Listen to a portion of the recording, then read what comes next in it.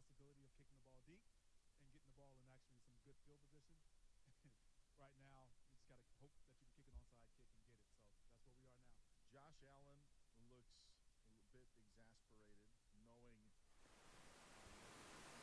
Welcome in, Warriors Live on 95.7 The Game, presented by Xfinity. Stream sports from the best seat in the house with Xfinity. Bring on the good stuff. Welcome inside at Chase Center. Mark Randy with you on a Sunday as we get ready for some Warriors basketball as they try to snap a losing skid. They did, of course, win against the Houston Rockets earlier in the week, but on Friday it was a disappointing performance against the Timberwolves. But the good news, based on the way the schedule makers made this specific portion of the schedule, the Warriors have an immediate chance to get a little bit of revenge because Anthony Edwards and the T-Wolves are still in town. It is the second consecutive game against Minnesota, and that game, Warriors and T-Wolves take two, is about an hour away. We've got you covered all day and evening long here on 95.7 The Game. Welcome in. It's Mark Randy with you. The 13-9 Warriors getting set to take on the 12-10 Minnesota Timberwolves. The T-Wolves, they came out and they, hit the Warriors in the mouth. They punched the Warriors in the teeth on Friday. They win that game 107-90. It was a close game through three quarters and into the fourth quarter, and then Minnesota just took over in the fourth quarter. We'll get to that in just a second. The Timberwolves, though, with the win, have now won 4 consecutive games. The Warriors, meanwhile, have lost 6 of 7. And the T-Wolves have a little bit of a streak going against these Golden State Warriors. Minnesota has now won 6 of the last 7 meetings against the Warriors, including the last 5. So the Warriors trying to snap that streak with a win tonight, and they had a chance to do it back on Friday. The Warriors trailed by only 3. It was 80-77 with about 10:40 to go in the fourth quarter. But from that moment on, the T-Wolves just dominated the Warriors. In fact, over a span of 8.5 minutes or so, the T-Wolves outscored the Warriors 27-7. It took a 3-point lead at 80-77 to a 23-point lead at 107-84. That was the score with about 2 minutes left. Of course, at that point, the game is over. The T-Wolves defensively, they stymied the Warriors. The Warriors only 90 points on that game on Friday. That's a season low. 39% from the field for the game and a season low 28.2% from deep. They only made 9 threes against Houston in a win. They made 11. They got up 39 against the T-Wolves, but they shot at a worse percentage than they did against Houston earlier in the week. They shot just 28.2% from downtown. The Warriors' shots are not falling right now, and Friday was the perfect example of that. They shoot sub 40%. They shoot under 30% from downtown, and they lose that game 107-90. But again, now the Warriors have a chance to get a little bit of revenge as they've got the same team, Anthony Edwards and the T-Wolves, in town once again tonight. Tip-off is about an hour away. I've got you covered until the top of the hour at 5 o'clock. Then I'll hand things off to Tim Roy, Tom Tolbert, and company up in the broadcast booth. And then, of course, we've got a Warriors basketball on a Sunday, and I'll be back post-game to wrap up this game. And hopefully for the Warriors' sake, it is a win on a Sunday. The Niners got a win, and unfortunately we don't have any time for overtime here on 95.7 The Game, but we'll be talking all day tomorrow, I'm sure, about the Niners here on 95.7 The Game as they get a much-needed win. We'll see if the Warriors can follow that up and get a win tonight here as well.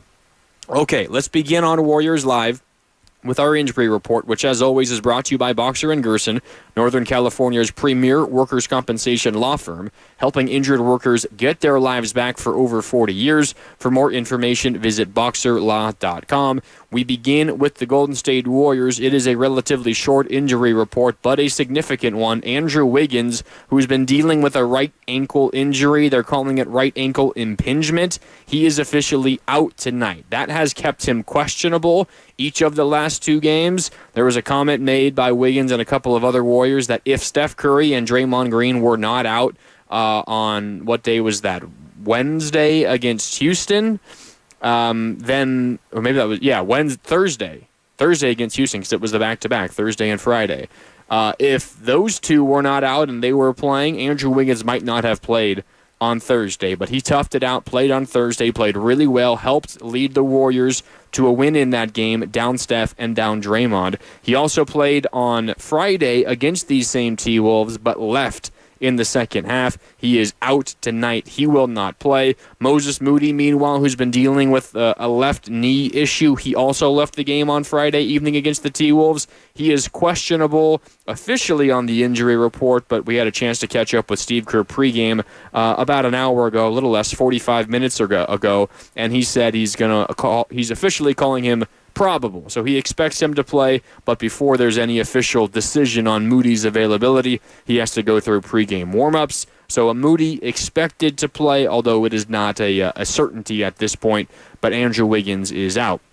The good news is those are the only two Warriors names on the injury report, other than, of course, DeAnthony Melton, as we know, who was out for the season. But Steph Curry, who's been on the injury report basically every single game for the last 2.5 or 3 weeks with that knee tendonitis, bilateral knee tendonitis. He's not on the injury report. Draymond Green, who has played just that one game back after he missed a couple with that calf issue, he also not on the injury report. So some good news there, although the Warriors are without Andrew Wiggins tonight. That is the Warriors half of the injury report. It is a relatively simple, straightforward T-Wolves injury report. Essentially, G-Leaguers not available tonight, rookies not available tonight, like Rob Dillingham, who will not play tonight. And the only significant name on the injury report for the T-Wolves is Joe Ingles, and he hasn't played in a few weeks now, since mid-November. He's out, been dealing with a left foot issue, so he will not play, but everybody else that you've heard of on the T-Wolves is available tonight, and this is, of course, a game after they came into Chase Center and beat the Warriors 107-90. They were led by Anthony Edwards, who had 30 points. He had 9 assists, 4 rebounds, 11 of 18 from the field, made 4 threes. He had that 4-point play, of course, in the second half. That kind of was part of that big run I was talking about. The Warriors just had themselves a poor day offensively, really the entire way. They played pretty decently defensively. I mean, you hold the Minnesota team to 107 points. You feel pretty good about that side of the basketball. But the Warriors scored only 90. They shot 39% from the field. They shot 28.2% from deep. They committed 22 turnovers. That's just bad all the way around for the Warriors. And again, a trend, and not a good one, that is continuing to pop up for the Warriors is scoring in the fourth quarter. 18 points in the fourth quarter on Friday against Minnesota. That's not good. That's not going to cut it, especially, of course, in a competitive game. And nearly every single game the Warriors have played of late has been competitive. In fact, the Warriors have now played 13 clutch games this year. They're 6-7 in those 13, and it feels like all of their losses of late have been clutch games. This one technically on Friday was not. He has to be within 5 points in the final 5 minutes of regulation to be considered a clutch game. So this is one of the exceptions to the rule. But nearly every Warriors game they've played of late has been a clutch game, and more often than not, they have been on the losing end of those clutch games. And as we continue here on Warriors Live, presented by Xfinity at home or on the go, you'll get the fastest internet to all of your devices. That's an area that I think has got to be exceedingly frustrating for Steve Kerr and the Warriors, because you think back to last year, everything that went wrong with the Warriors, of course, and we know it, they actually had themselves a relatively decent season, right? They won a good amount of basketball games, but as you take a look at some of the things that went wrong for the Warriors last year, when they had a 46-36 record, they were 24-24 in an NBA high 48 clutch games. If you just turn a couple of those clutch game losses into wins, I mean, the Warriors could very easily have been 48-34. And guess what that would have done? It would have put them at the very top of the play-in tournament, only a game behind the Phoenix Suns, who clinched the 6th seed in the Western Conference. If you turn just 2 of those clutch game losses into wins, and it easily could have been so. If you turn 3, you're in a tie with the Phoenix Suns. The point is not that we have to relitigate what happened at the end of last season and all the playoff implications and how the standings played out. Last year was a lesson to the Warriors where a bad decision here in the fourth quarter, a bad decision there, a bad pass, a missed free throw, all those sorts of things, a silly foul. I mean, there was just 2 games against Oklahoma City I can think of where you mismanaged games at the end. You fouled the three-point shooter once. You didn't foul another time. Both times up by 3 points. When you foul the three-point shooter, they make all 3 free throws. They win the game in overtime. When you don't foul up 3, they hit the 3 to force overtime, and you lose in overtime. That's just an example of 2 games off the top of my head. There was the Nikola Jokic buzzer beater from just inside a half court that lost you a game. So this very easily could have been a little different feeling season for the Warriors last year if it was a couple of plays down the stretch of games that went differently. And so far, the same could be said this year. 13 clutch games. The Warriors have only played 22. That is, far more than half of their games have been considered clutch time games. Score is within 5 points in the final 5 minutes of regulation. That is a clutch game. The Warriors are 6-7 in those 13, and I can already think of a couple that you should have won, or should have might not be the right word. You easily could have. You had a big lead against San Antonio on the road. You had a big lead at home against Brooklyn, and of course, what happened late in the fourth quarter in Denver as well. Those 3 really, really stand out. The other area, and it's in a similar vein to this clutch game conversation, the other area that I think the Warriors should be concerned about, and it's still very early, but the early returns on, not good yet, the Warriors defending their home floor. Chase Center was awesome to the Golden State Warriors when they won the title in 2022. They were one of the best home teams in the NBA. And then if you recall, the following year, which was marred by the Draymond, Jordan Poole stuff in the preseason, and then ended after the Warriors win in 7 against Sacramento and then lose in 6 to the Lakers in the second round of the postseason that season, they were the best home team in the NBA, but they happened to be like one of the worst road teams in the NBA. So you had a decent stretch, a big sample size where Chase Center was a haven for the Golden State Warriors. That was not the case last year. The Warriors last year just 21-20 at home, which was tied for the 4th worst home record in the Western Conference, but they were very good on the road, 25-16 a year ago. So as we take a look at the clutch time games, that needed to be a number where you win a higher percentage than you did last year. Same can be said for just in general home games. 21-20 at home, that is not a record of a legitimate postseason team. As you look at some of the other teams that were in the playoffs last year in the West, 30-11 at home, 25-16 at home, 33-8 at home, 28-14 at home. Even the Sacramento Kings, who finished with the same record as you, they were 24-17 at home. And so far this year, the Warriors only 6-4, and that's not terrible. If you extrapolate that out, of course, that would be better than the 21-20 record of last year. But if you're the Warriors, you would love to be somewhere closer to like 30-11 or 28-13, as opposed to, again, what you were last year, 21-20. So this season could very easily be feeling a little bit different. They're 13-9. That's still a decent record, of course.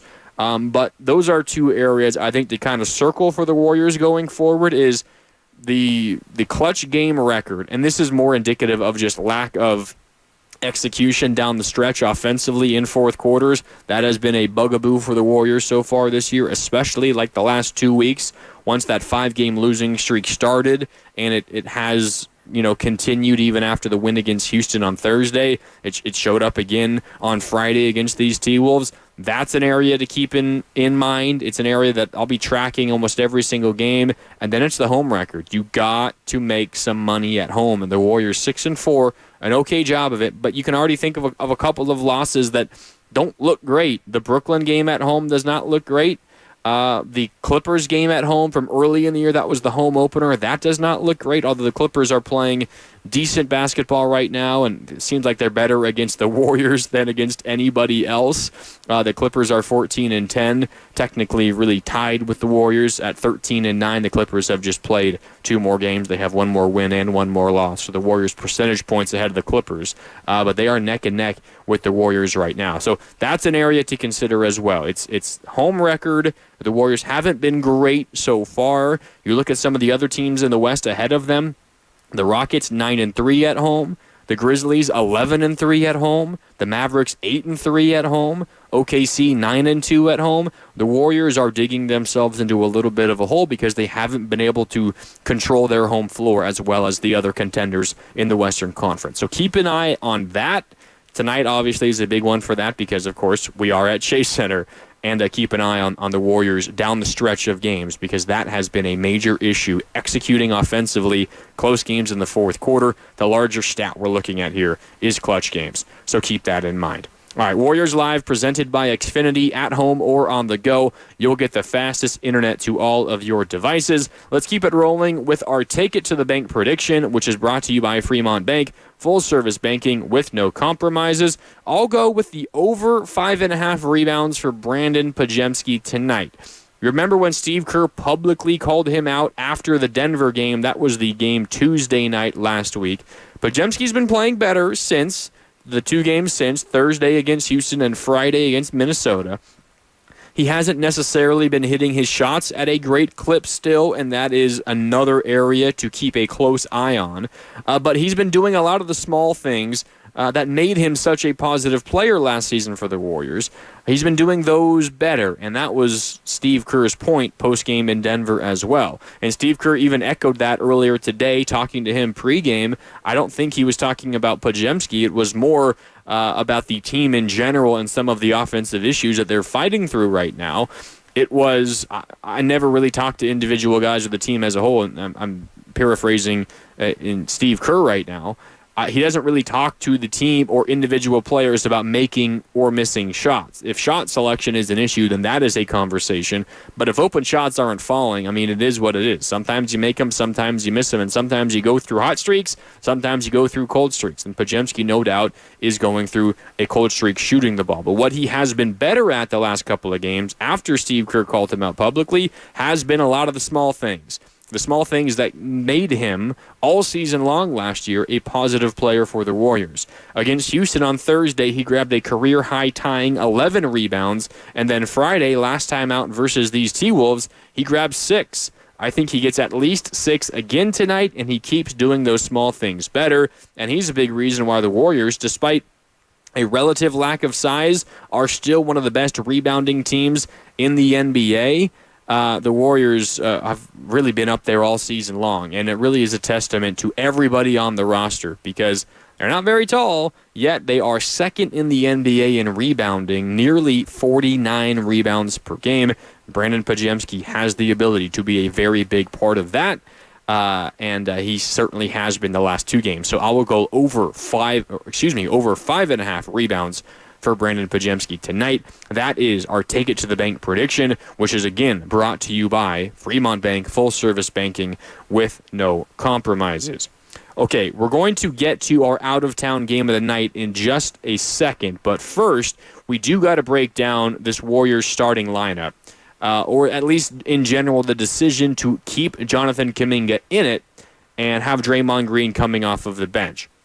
I just want to read to you some of the things that Draymond Green, Steve Kerr, and Steph Curry have said about this decision. So if you missed it on Friday, with Draymond Green returning from his calf issue, Draymond came off the bench, and Jonathan Kuminga, who started at the 4 on Thursday and willed the Warriors to a win without Steph and without Draymond against the very good Houston Rockets, he stayed in the starting lineup. Here's Draymond Green on the decision. Quote, "A lot of people in this organization, including myself, think Kuminga's next. So if he's next, at some point we got to see it. For him to do that, he needs the opportunity. If the opportunity falls on you, being me," Draymond said, "then that's what it is. You got to figure it out. He's earned the right to get that opportunity." Steve Kerr on not starting Draymond as the small ball 5 and going with Kevon Looney to handle those bruising minutes said, quote, I think that's important. Then we can close with Draymond at the center. In theory, I like what that looks like, but we have to play better. This is Steve Kerr, of course, talking post-game on Friday after the Warriors put together a really rough shooting performance and lost 107-90 to these T-Wolves. More Steve Kerr, this time on Jonathan Kuminga specifically. The idea is we are trying to make the most of Jonathan's ability to get downhill to get him more time. We're searching for ways to get Kuminga and Wiggins more involved and not wear down Draymond and Steph. That's kind of the trick, finding combinations within that. Meanwhile, Stephen Curry on the importance of Kuminga to this team said, quote, we're a different team than we've been the last 3 years. The experimental phase of trying to unlock new looks, new go-to sets, put the ball in his hands being Kuminga's, it's time for that for sure. Interesting line from Stephen Curry there. I want to read one more for you, and then I will get to our out-of-town game of the night. This is from Draymond Green. It's a relatively long one, so stick with me, but it is one of the best things we've heard Draymond Green say all season long. This is Draymond on how he views Kuminga, quote, taking his starting spot, because Draymond is starting 4, now Kuminga is starting at the 4. Here's Draymond, quote, I have been one of JK's biggest fans since he's been here. So if he has an opportunity to start, you can't be hypocritical if they're like, yo, we want him to start. We want him to start, but it will be for you. You can't be like, it's not for me, that doesn't work. If his opportunity goes through me, then it is what it is. That's his opportunity. He earned the opportunity. That's kind of how I view it. Draymond continued, he played extremely well last night. You want to give that another look or 2 or 3 or 4 or however long. If it works, continue with it. So yeah, that's kind of my rationale for me. I am a product of my vet willing to take a backseat for me, so you got to give back what came to you. That's what it's about. And of course, what Draymond Green is referring to is when David Lee came off the bench, allowing Draymond Green to start at the 4, and then, of course, the Warriors dynasty as we know it was born. So Draymond Green seems open to it. Jonathan Kuminga, of course, is open to it. Why wouldn't you want to start? And this is, I think, exactly what the Warriors need to do because, one, you want to minimize Draymond's minutes at the 5. You can still close with Draymond at the 5, Kuminga at the 4, Wiggins at the 3. Of course, we will not see that tonight because Andrew Wiggins is out, but that is a big spot for the Warriors, and I think there's a good chance that it works out in the long run. Okay, out-of-town game of the night. The out-of-town NBA game of the night is sponsored by the San Francisco International Airport. Wherever your team goes, you can get there from SFO. 12 games around the association tonight, and SFO can help you get to all of them, including Orlando for Suns Magic. This is a big game. The Suns right now, 12-10, a game behind the Warriors. Meanwhile, Orlando playing great basketball right now. They are 16-9, but they've been dealt a really tough injury card. Paolo Banchero and now Franz Wagner both dealing with the same injury. Torn obliques. Banchero has only played 5 games this year. Wagner just suffered his on Friday in a loss to Philly. He's out indefinitely. We'll see how those injuries affect the Magic. Warriors fans should be Magic fans tonight as they take on Phoenix, KD, Devin Booker, and company. The Warriors, of course, they travel to Orlando later on this year on February 27th. If you want to make a trip to Orlando to see the Warriors, that is your only opportunity. And as always, SFO can help get you there. That is our out-of-town NBA game of the night, sponsored by the San Francisco International Airport. Wherever your team goes, you can get there from SFO. All right, it's Warriors and T-Wolves coming up in about 35 minutes. We got you covered here on 95.7 The Game. Tim Roy and Tom Tolbert standing by inside the broadcast booth. They're coming up after a quick break. This has been Warriors Live, presented by Xfinity. At home or on the go, you'll get the fastest internet to all of your devices. My name is Mark Randy. I'll be back for Warriors Wrap-Up once this game is over. We got Warriors and T-Wolves. It's coming up next right here on 95.7 The Game.